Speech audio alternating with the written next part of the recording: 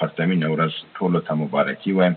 دا د افغانستان په تاریخ کې یو نوې نقطه ده. هغه ځلانده ورځ ده چې موږ په دې ورځ باندې یو نوې تاریخ جوړ کړ. د افغانستان د ملت د وینو او د شهیدانو دغه په دې ورځ باندې نتیجه راغله.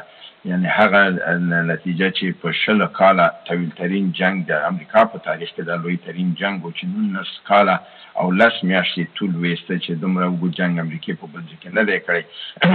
دنه مخکې اوږد ترین جنگ په ویتنام کې چې 1955 نه شروع شو تر 1955 خو هغه 19 کاله او 15 میاشتې و. نو دا جنگ دغه نه طویل او د جنگ کې د افغانستان ملت په تش لاس مقاومت وکړ او دغه ورځ موږ تاسو په تاریخ کې په نصیب شوله او د یو بل تاریخ په بشریت په دغه کې صفحه کې زیات شو چې موږ په 100 کالو کې 3 لوی زبرځواکونه یعنی په 1919 کې انګلیس، په 1909 کې روس او په 1921 کې چې اصلا بنیاد په 1919 کې په حساب د قرارداد په شکل کې کېښودل شو.